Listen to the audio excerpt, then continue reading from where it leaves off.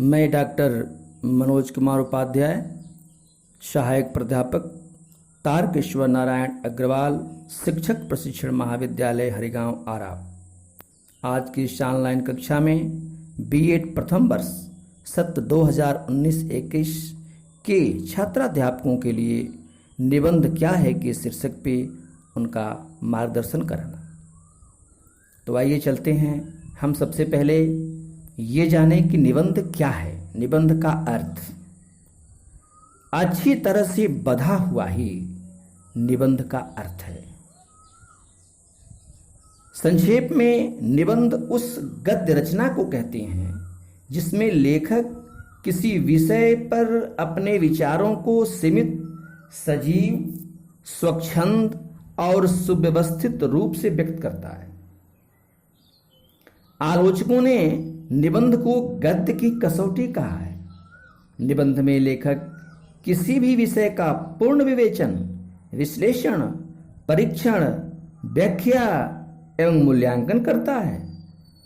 वह विषय का निर्वाह अपनी इच्छा अनुसार करता है, जिसमें वह स्वतंत्र रहता है।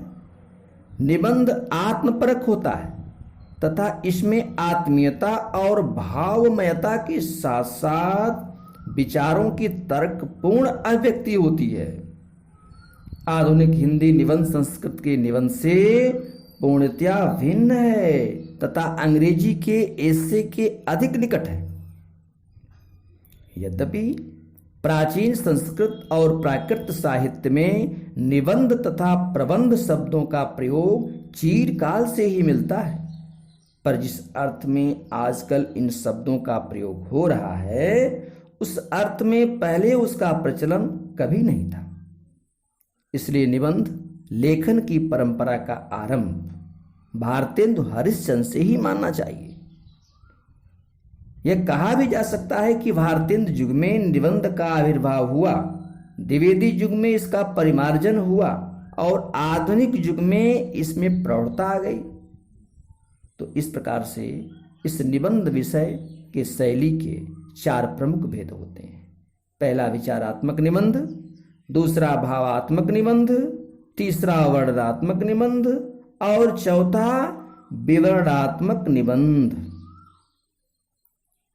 अब आइए हम विचारात्मक निबंध पे विचार करते हैं, चिंतन करते हैं, मनन करते हैं कि विचारात्मक निबंध क्या है। विचारात्मक निबंध में लेखक अपने चिंतन और मनन के फलस्वरूप उत्पन्न विचारों को प्रस्तुत करता है। इसमें तर्कपूर्ण विवेचन, विश्लेषण एवं गवेषणता का आधिपत्य होता है तथा विषय की अधिकांशतः दार्शनिक, मनोवैज्ञानिक, शास्त्रीय, विवेचनात्मक आदि प्रस्तुत किए जाते हैं। प्रस्तुत संकलन में श्याम सुंदर दास का कर्तव्य और सत्यता या विनोबा भावे की चीर तारुण्य की साधना हम उदाहरण के रूप में दे सकते हैं कि यह एक विचारात्मक निबंध ही है। दूसरा है भावात्मक निबंध। भावात्मक निबंध में बुद्धि तत्व, गौण तथा भाव तत्व प्रमुख होता है। ऐसे निबंधों का लक्ष्य पाठक की बुद्धि की अपेक्षा उसके हृदय को प्रभावित करता है। उसकी भाषा सरल, सुंदर, ललित तथा मधुर होती है तथा भावों को उत्कर्ष प्रदान करने के लिए कल्पना एवं अलंकारों का भी समुचित प्रयोग रहता है। इनका वाक्य विन्यास सरल तथा शैली कवित्वपूर्ण होती है। वर्णनात्मक निबंध क्या है?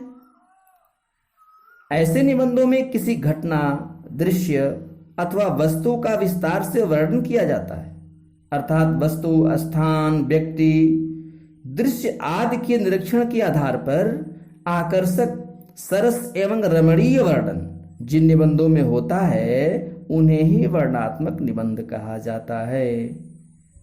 इनकी भी शैली 2 प्रकार की होती है, एक में यथार्थ वर्णन और दूसरा में अलंकृत वर्णन।